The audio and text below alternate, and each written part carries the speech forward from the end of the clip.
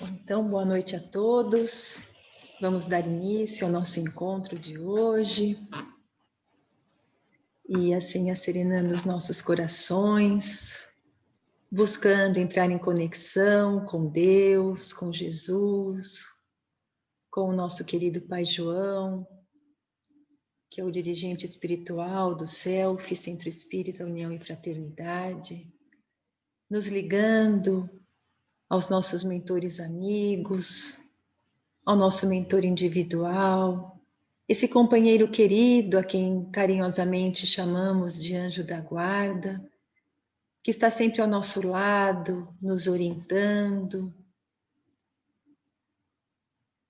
E vamos formando nesse instante um só grupo de encarnados e desencarnados, buscando nessa ligação com a espiritualidade maior, receber essas energias balsamizantes que se derramam sobre cada um de nós nesse instante.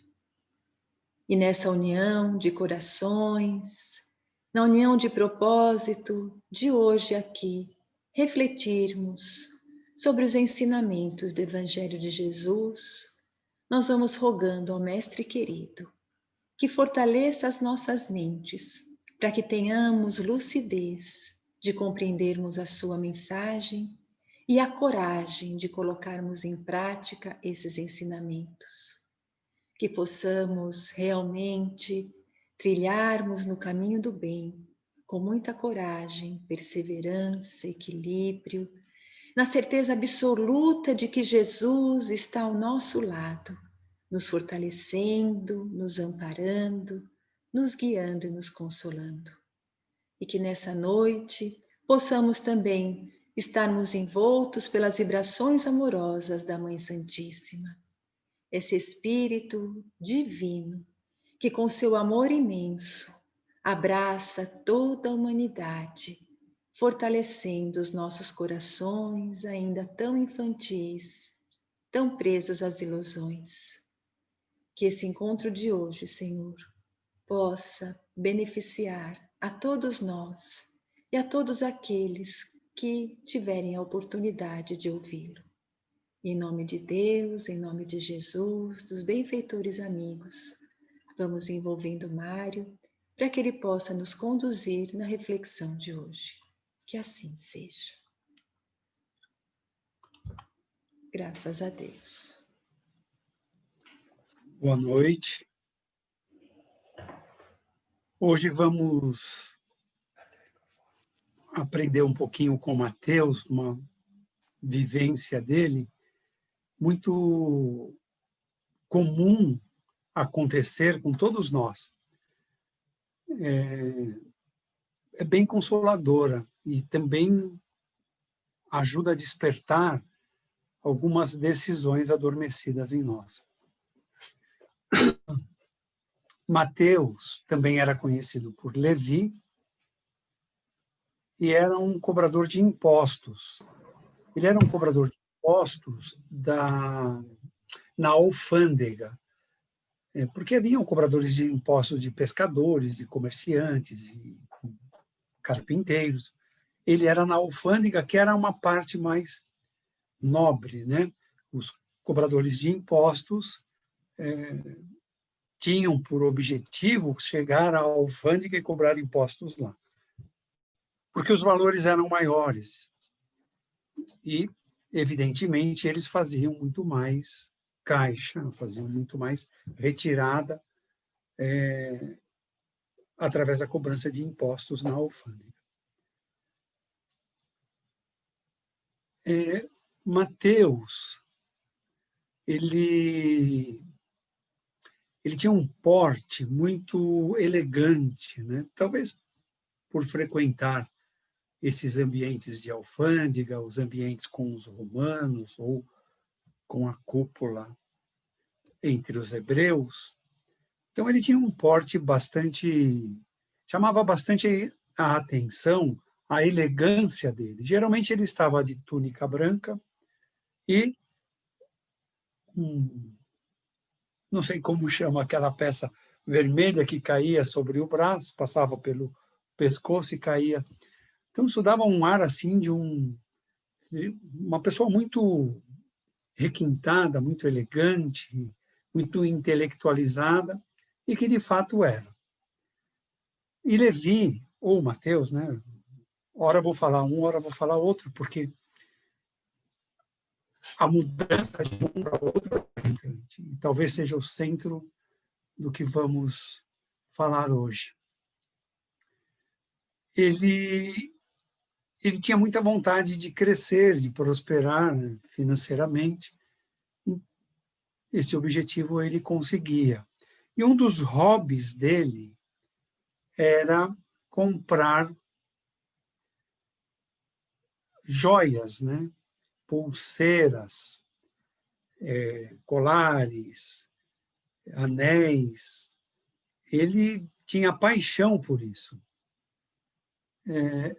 Isso é um pouco de cultura no meio hebreu, né?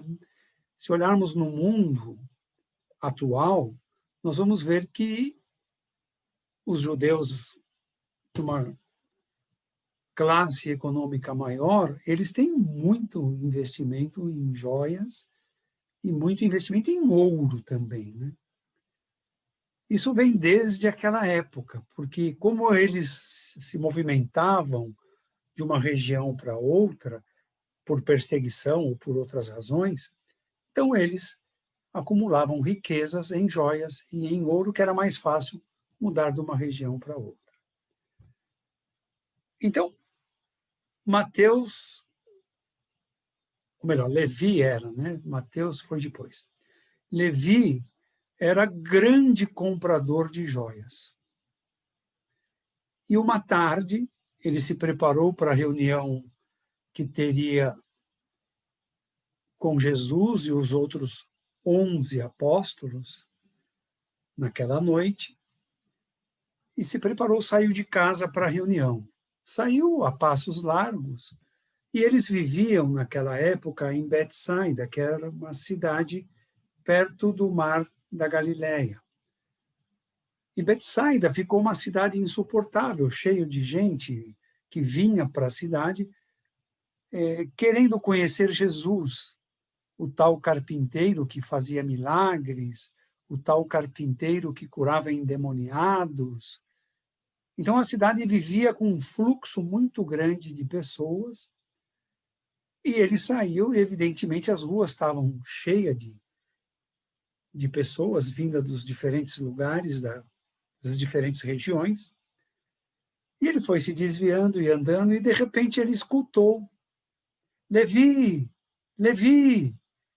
Ele olhou assim e percebeu que era Zaquim. Ele falou: eu não posso parar, o Zaquim conversa muito, e eu tenho horário, tenho que ir. E, ao mesmo tempo, dentro dele vinha aquela voz interior e dizia: não seja deselegante, não seja mal educado, atenda Zaquim. E aí ele parou e Zaquim vinha correndo já para encontrá-lo. E Zaquim disse: Levi, tem umas preciosidades aqui que você precisa ver. E foram meio que para o canto para não chamar a atenção das pessoas. E Zaquim abriu uma bolsa que ele trazia e mostrou peças requintadas, refinadas, de alta qualidade, de alta precisão, joias assim, nunca vistas por Levi. E ele: compre, Levi, você sempre gosta e tal. Essa aqui foi feita para você. Aquelas conversas de vendedor, né? E Levi parou diante daquelas joias e o impulso dele foi de comprar. O primeiro ato dele foi: vou comprar essas joias, porque elas são lindas. Ninguém nunca terá iguais. Mas, ao mesmo tempo, veio um pensamento, um ato reflexivo, e ele considerou: já pensou se os meus amigos de discipulado, os outros discípulos, ou Jesus, me vissem aqui agora, dedicando tempo a comprar essas coisas? A verdadeira riqueza não é deste mundo, o mestre já ensinou. Não, não posso ceder. Esse é um conflito interior que muitos de nós passamos, né? Às vezes vem uma voz interior e diz: não faça isso, não pense assim, não fale dessa forma. E nós não sabemos direito essa voz. Essa voz é a nossa consciência, na maioria das vezes. A nossa consciência, que já acumulou alguma experiência desastrosa naquela vivência, ou algum aprendizado importante que nos faz parar para pensar, para refletir, antes de falarmos ou antes de agirmos. Então, Levi, naquele momento, se viu entre o desejo material de comprar as joias e o desejo espiritual de acumular virtudes, de acumular qualidades materiais. E nesse reflexo vinha muito a companhia dos apóstolos, a companhia de Jesus, que nos momentos, às vezes, de perturbação, quando ele pedia uma ajuda, pedia uma palavra, e as recebia, seja dos apóstolos, seja de Jesus, ele falou: como eu posso comprar essas coisas quando eu convivo? A maioria são pescadores, gente que sofre, gente que padece. Não. E aí ele vira para Zaquim, e aí entra Mateus, né? Então, Levi, o homem da matéria. Mateus, o homem do espírito. E aí ele assume esse papel de Mateus, esse lado apostólico, esse lado cristão, e diz a Zaquim: Zaquim, você é muito bom. Que alma boa é a sua. Você está sempre preocupado em querer alegrar as pessoas. Você é uma companhia fantástica, é um amigo que eu quero ter para sempre. Você me faz bem, você me alegra, me anima.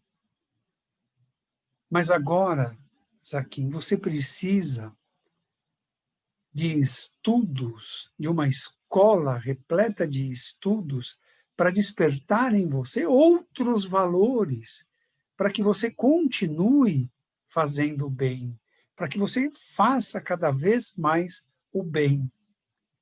E Zaquim arregalou os olhos do que Levi está falando.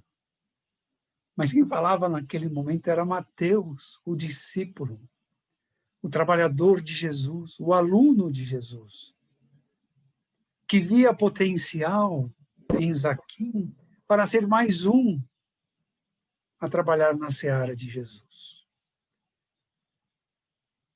Mas Zaquim não tinha ainda o preparo moral suficiente para entender Jesus. E enquanto Levi falava do aprendizado, das lições que Jesus passava, da compreensão da vida após a morte, Zaquim deu no pé. Levi nem percebeu. Zaquim saiu em disparada. Imagina, Levi está doido.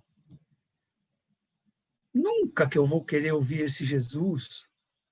As coisas que eu ouço dele são contra o meu trabalho. Ele diz para ter desapego das coisas materiais. Ele diz para praticar a caridade, o amor, mas eu preciso sustentar minha família. Eu preciso trabalhar. Zaquim andou refletindo desse lado. E Mateus, quando percebe que Zaquim já não estava perto e nem a sua vista alcançava, como cristão, ele elevou o pensamento até Deus e pediu fervorosamente a Deus que permitisse abrir a mente, abrir o coração de Zaquim, para que Zaquim recebesse, então, as lições do Cristo, para que assim pudesse agir melhor, conquistar valores morais maiores do que os valores materiais que ele já acumulava. Então, de um lado, um fazendo preces contra Jesus, de outro, fazendo preces para trazê-lo para Jesus. Essa é a nossa luta. Nos dias de hoje, bastante confusos, e serão assim por um período, até que regeneração se implante de vez, o nosso papel é saber acolher, é saber acalmar os corações, saber dar esperança às pessoas que estão sofrendo e como sofrem as doenças, não só em si, mas as doenças que envolvem os familiares, o desemprego, há muito sofrimento. Nós que conseguimos chegar a ter momentos reflexivos sobre os ensinamentos de Jesus, somos muito importantes para Jesus. O nosso agir, o nosso pensar, o nosso falar precisa estar sempre calmo e sereno, para que não alimentemos a discórdia, a desunião, muito comum nesses dias e que foi profetizado, né? Não só por João o Evangelista no Apocalipse, mas por Isaías, Daniel, Jeremias, todos os profetas do Velho Testamento já atestavam isso. E aí nós vamos encontrar Mateus se dirigindo apressadamente para a reunião. Chegou ao local da reunião, que era numa casa abandonada nos arredores de Betsaida, a cidade, e só faltava ele chegar. Ele chegou, foi bem acolhido por todos, que é uma outra grande lição, né? Não importa o momento que a pessoa chega, coloque o seu coração para recebê-la. E não a crítica, porque não sabemos o que ela passou para chegar atrasado ao compromisso. Então, a acolhida é uma prática dos seguidores do Cristo. Colocar o coração, não importa o que aconteceu, a não ser que ela expresse, externe o que aconteceu. E se for uma situação mais grave, o pré-julgamento fica muito chato. É uma dívida que podemos estar contraindo. Então, naquele momento, quem fez a prece foi Tiago Menor, aquele gigante, o mais alto dos... Não, desculpa, não foi Tiago Menor. Foi... Bom, não lembro qual dos 12 fez a prece, qual dos 11. Mas a prece foi tão fervorosa que aquietou Mateus, e ao terminar, Jesus envolveu Mateus com um olhar que eu acho que todos nós gostaríamos um dia de receber. Mateus não precisou dizer o que aconteceu, mas se sentia, e às vezes isso pode nos envolver. Ele se sentia como sendo algo que ainda não era. Às vezes nós nos sentimos como algo que ainda não somos. Porque fizemos um pequeno gesto, porque fizemos uma breve oração, porque fizemos uma vibração por saúde, por paz. Tudo isso é importante, mas não pode nos envaidecer, pois Mateus estava... Eu pedi a Deus para abrir o coração de Zaquim. Claro que Jesus captava. E Jesus diz, a verdadeira caridade é feita e esquecida. Os compromissos que nós temos precisam ser verdadeiros e respeitados. Então, Levi, você no trabalho que executava, você respeitava as regras. Você era conduzido para fazer o que você fazia. Hoje, você compreende que aquilo não estava lhe fazendo bem. Você se distanciou do apego da matéria. Mas ainda não dá as glórias que necessitamos. Temos muito o que aprender, muito o que viver. Suportar incompreensões, suportar a dor, suportar a perda de um ente querido. Tudo isso faz parte do crescimento da nossa fé.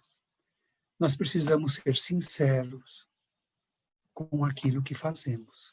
Então, você foi sincero com o que fazia e você está sendo sincero com o que está aprendendo. Esse é o caminho. Se você é pai, seja pai. Se você é mãe, seja mãe. Se você é filho, seja filho. Se você é patrão, seja patrão. Se você é empregado, seja empregado. Tudo isso dentro das leis de amor, das leis de compreensão, das leis de fazer o melhor que você pode e nunca se achar que conhece a verdade. Porque a verdade nós vamos conquistando no dia a dia, nas vivências que formos acumulando. E nessa lição, eu lembrei uma vez de Valdo contando um caso, também lá da Califórnia, um caso muito interessante que aconteceu, não lembro exatamente a data, mas deu uma daquelas tempestades, e as tempestades da costa oeste americana são cruéis, né, quando acontecem. E a daquele ano foi muito forte, derrubou casas, destelhou, chovia muito. Acho que só tinha um hospital na época na cidade, eu acho que era século XIX. Não lembro a data. O hospital estava lotado, lotado. E na periferia, as pessoas que não conhecem, às vezes, os países de primeiro mundo, acham que é tudo como se vê nos filmes. Não. Tem lugares pobres, tem lugares de sofrimento. É menor, mas tem. Por quê? O Espiritismo explica, é preciso o mais avançado viver com o mais atrasado. Um ensina, o outro aprende. O mais adiantado também aprende com o mais atrasado. Enfim, tem também. E num dos cantos da periferia daquela cidade, que eu também não lembro qual, acho que era Los Angeles, uma mulher estava perto de dar à luz. E o marido, eles já tinham tido 6 filhos, e ele disse para ela, nunca mais fique grávida. Mas é uma questão que o casal decide, né? Mas a humanidade de épocas passadas era muito machista, né? Então, você não me fique grávida, mas você tem parte nisso. Então, é uma discussão a dois.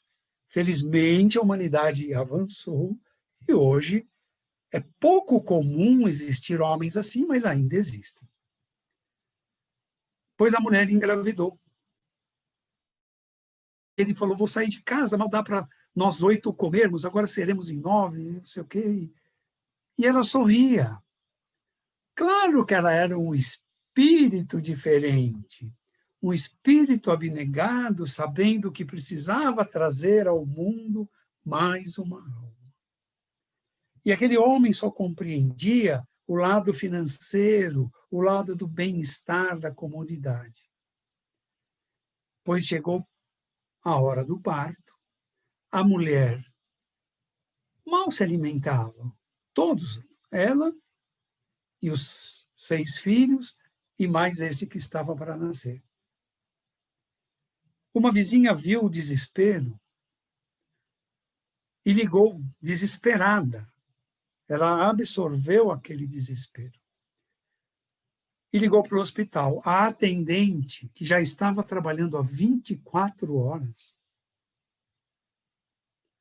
ia sair para dormir umas 6, 8 horas e voltar, porque eram tantos atendimentos que faltava pessoa da área médica, da área de enfermaria, da área administrativa, para ajudar no atendimento.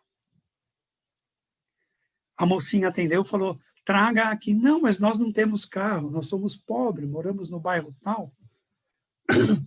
Ah, meu Deus, vou ver o que eu faço. A providência divina não esquece ninguém. Ninguém. Basta buscarmos. E se não conseguirmos, alguém buscará por nós. E a vizinha foi buscar para aquela mulher. E a moça no hospital, outro espírito abnegado, fez o quê? Foi para a Universidade de Medicina, que era parede, divisa de parede, com um hospital, onde os alunos praticavam as aulas práticas. E lá, o reitor, não sei quem da universidade, falou, nós temos um aluno que mora aqui, a família mora não sei em qual cidade, estado, e ele vai ficar aqui esses dias, então vamos chamar. E chamaram. Aí ele prontamente foi. Não tinha meio de transporte, era um aluno. A moça do hospital arrumou uma ambulância para levá-lo. A ambulância daquela época não era a ambulância que nós conhecemos, era puxado a cavalo. E lá foi ele, com aquele barro, aquelas coisas, acho que era século XIX, sim. E lá foram. Esse aluno, meio que Levi e Mateus, não pelo lado da cobrança de impostos, mas um aluno materialista, um aluno com zero de espiritualidade. Não acreditava em vida após a morte. Ele estudava porque queria dar a vida às pessoas, dar qualidade de vida às pessoas, dar saúde às pessoas, mas ele achava que morreu, acabou.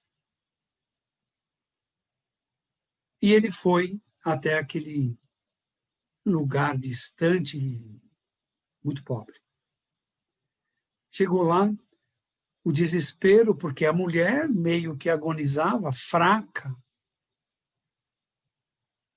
deitada numa cama, daquelas camas improvisadas, com tijolo de um lado, pé do outro.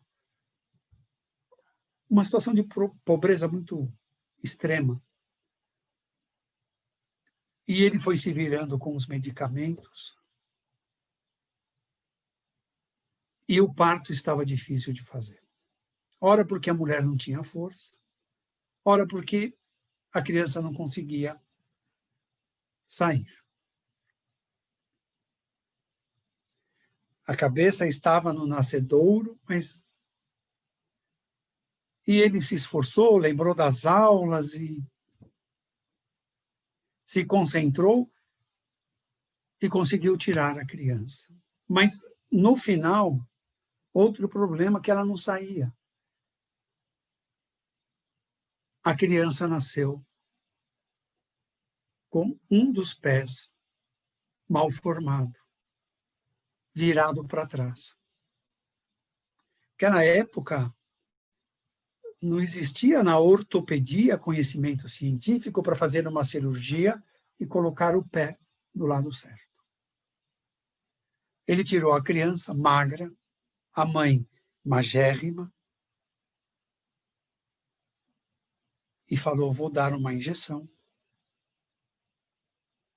Não vou permitir que essa criança sofra neste mundo.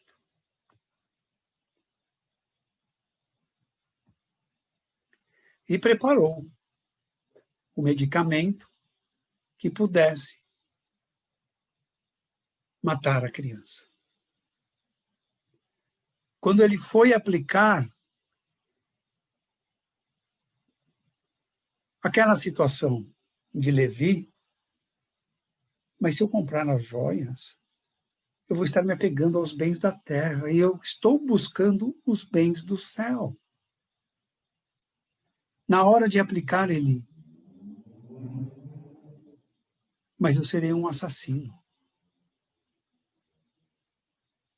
Então, era o novo e o velho dentro dele agindo.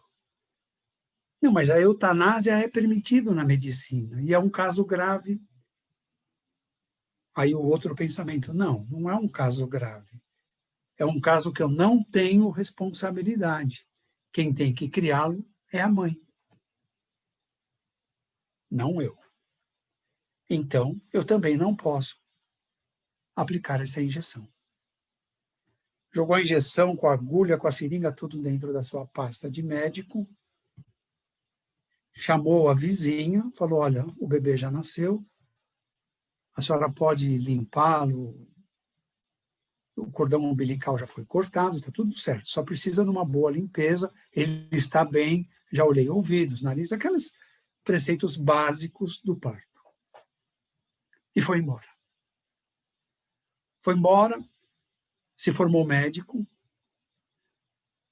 se tornou um grande médico, voltou para o seu estado, para a sua cidade, não lembro também o estado e a cidade, montou uma clínica, na faculdade namorou uma moça, casou, os dois médicos, prosperaram muito.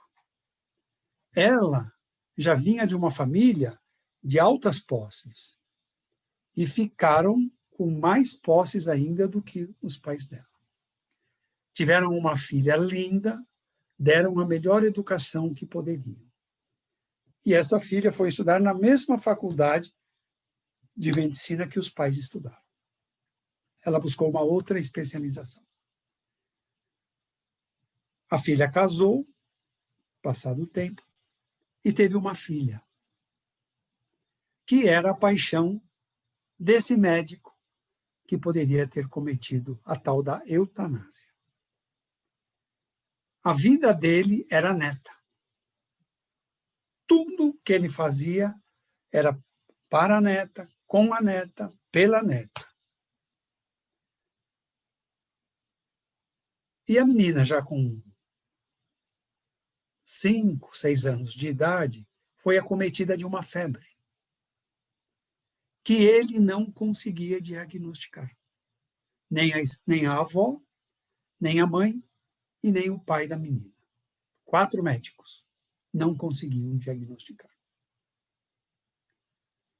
E ele foi procurar outros colegas de medicina e ninguém conseguia diagnosticar. Sugeriram a ele um aluno da mesma faculdade, mas que era alemão e que morava na Alemanha. Ele não pensou 2 vezes. Com a esposa e a neta, foram para a Alemanha atrás. E aquele médico deu o veredito. Ela vai morrer.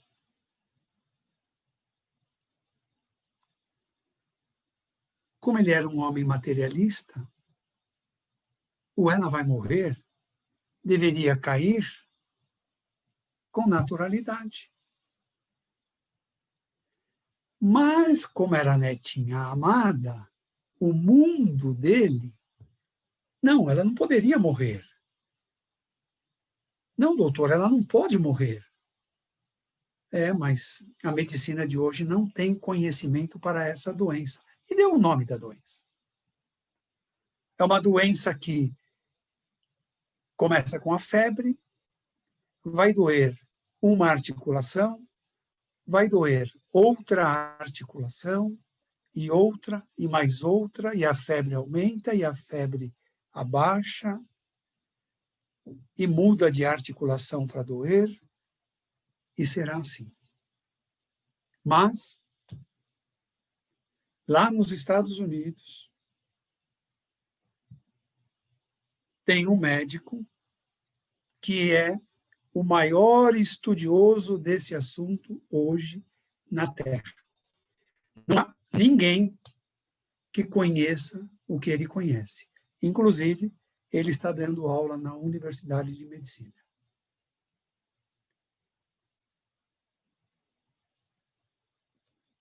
Vou procurá-lo. Deve procurá-lo. Foi procurá-lo. Atravessou o oceano, entusiasmado, querendo curar a filha. E o pensamento de que a morte rondava a menina mexia com toda a sua estrutura. Às vezes, nós provocamos certas situações para passarmos, para aprender que temos tanto e não valorizamos. Ele tinha tanto a vida inteira como médico, mas só agora ele compreendia a dimensão da vida de uma criança. Quantas passaram por ele? E chegou ao tal consultório. Simples. Ele ficou apavorado, mas esse é o tal médico?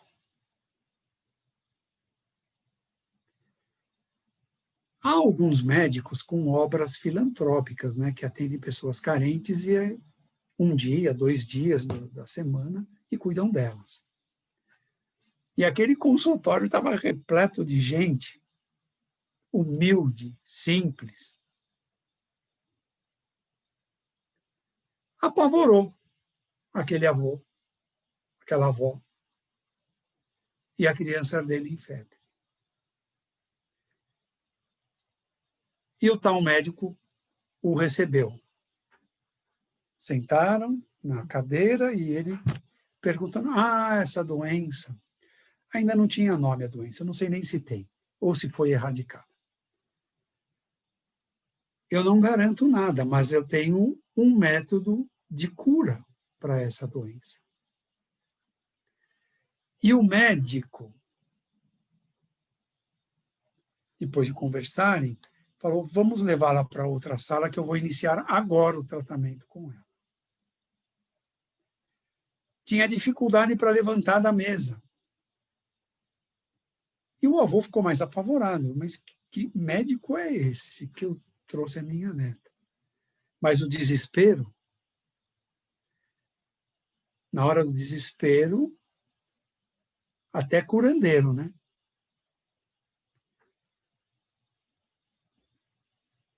Quando o médico mal se apoiou na mesa, ele notou que ele tinha dificuldade numa das pernas. E reparou melhor. O pé era virado para trás.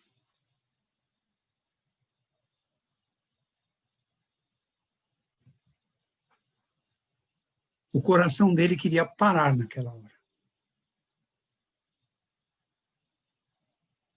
Ele levou a menina até a outra sala e o tratamento consistia em pôr em água extremamente gelada, com gelo inclusive, e em água morna. Água gelada em água morna.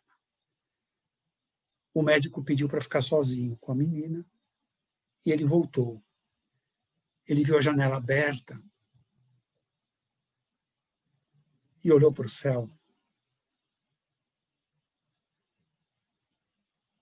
E se ajoelhou. Se ajoelhou e pediu perdão a Deus por aquela vida que ele levava até aquele dia. E ali nascia um outro homem. E antes do tempo que o tal médico pediu, a criança foi curada. O problema não era a criança. Era o avô. Era o sentimento do avô. Era a incompreensão do avô para com Deus, para com a lei de amor, para com a lei da vida. A vida é o maior bem que todos nós podemos ter.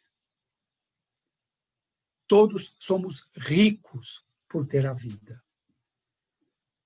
Quantos lamentos nós sabemos no plano espiritual de espíritos que querem nascer, mas não merecem a oportunidade. A vida. E aquele homem não teve humildade para se revelar, que tinha sido ele a fazer o parto. Mas teve humildade para recomeçar como um ser temente a Deus, não pelo pavor, pelo temor, mas pela vida. Pela vida que, a partir daquele momento, para ele, tinha um valor incalculável. Então, meus irmãos, seja como Levi, com as joias, ou Mateus, com o tesouro do céu, seja como um médico que muda desse materialismo absurdo e insano que hoje tomou conta da humanidade, para um espiritualismo, compreendendo que lá está o reino de Jesus. Só depende de nós, de cada falar, de cada pensar, de cada atitude nossa, a construção para esse paraíso, para esse céu, para esse tesouro, ou nos distanciar dele. Então, peço que reflitem no dia a dia, nas ocasiões da vida, porque nós temos muito, temos a vida. Os acontecimentos, todos eles, trazem lição. E a lição aprendida, aquela situação vai embora. Não se abatam, não se destruam. Se errou, recomeça, perdoe a si mesmo, para poder perdoar aos outros. Todos somos pequeninos, precisamos muito uns dos outros e todos de Deus. Então, vamos fazer o nosso pedacinho, o nosso pouquinho, que é muito. O meu pouquinho, mais o seu, mais o seu, mais o seu. Faz uma obra gigante, uma obra imensa. Muita paz a todos e até uma próxima oportunidade.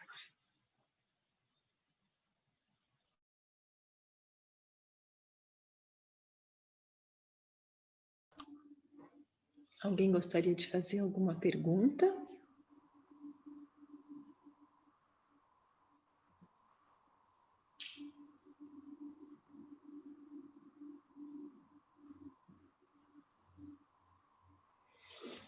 Então, como a Val está comentando, não é?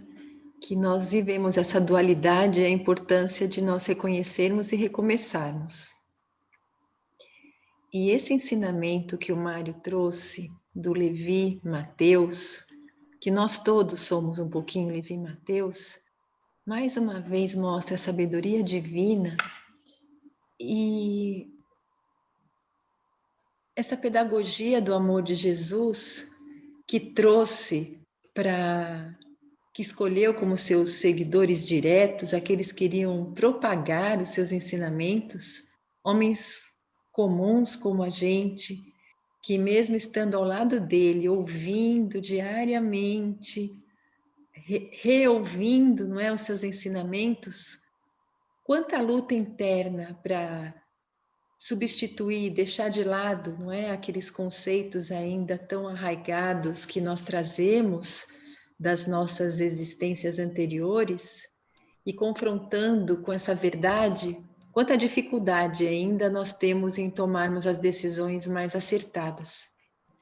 Então vamos ser gratos a Deus por essa oportunidade que nessa existência nós temos de conhecer um pouquinho mais o Evangelho, de darmos esse primeiro passo para essa renovação mesmo, né, interior, para que esse novo homem surja em cada um de nós, como esse médico, né, que quis praticar a eutanásia e depois, não é, aquele próprio bebê que ele achou que sofreria muito na vida, foi o responsável por salvar a vida da neta e a vida dele, não é, mudando seus conceitos. E Jesus veio para isso, para mudar a nossa vida, para mudar os nossos conceitos, para mexer com a nossa estrutura. Então vamos permitir com que Jesus, na verdade, permitir com que Jesus não, vamos ter essa força de nós irmos em busca de Jesus, porque Jesus é o caminho, é a verdade e a vida. E diariamente nós estamos tendo a comprovação disso, e nesses tempos de transição planetária, onde esses acontecimentos infelizes, onde a insanidade se faz presente, onde tantas pessoas se apegam, não é, ao materialismo, ao consumismo, aos valores morais que estão tão deturpados, deixados de lado, onde a ética está esquecida. Jesus conta com cada criatura que acredita nele, que confia nele, como seu soldado. Cada um de nós é um beija-flor que carrega uma gotinha de água no bico e vai lá para apagar o incêndio, não é? Ora, só um beija-flor vai conseguir apagar o incêndio? Não.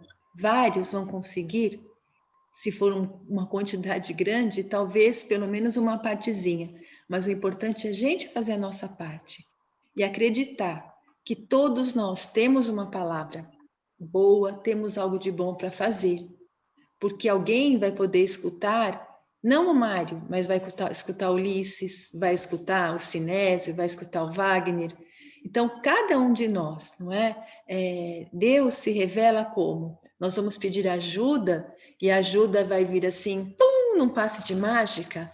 Ou Deus vai usar a cada um de nós para levar ajuda para aquele irmão que está precisando? E se nós não estivermos com o coração aberto, dispostos a fazer esse trabalho, a ajuda não chega. Então vamos pensar que nós podemos ajudar, mas também amanhã nós seremos aqueles que estamos pedindo ajuda e vamos precisar de alguém do nosso lado para nos dar esse suporte.